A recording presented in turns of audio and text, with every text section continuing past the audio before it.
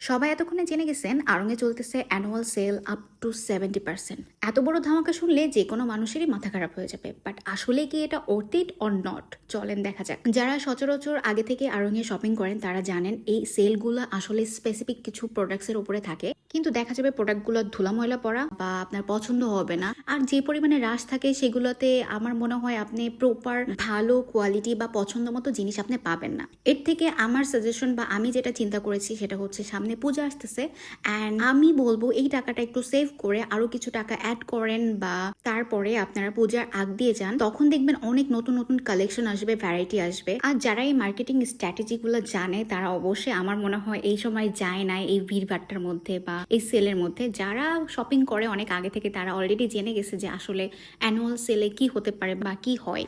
একে তো যে গরম, আর মানুষের যেভাবে দৌড়ায় দৌড়ায় যাইতেছে, আল্লাহ, এর মধ্যে গেলে গুতা গাতা খায় হাত পা ভেঙে নিয়ে চলে আসতে হবে, কোনো দরকার নাই। আর আমি অলরেডি অনেকগুলো আপুর ভিডিও দেখলাম যারা কিনা অনেক ডিসঅ্যাপয়েন্ট হয়েছে।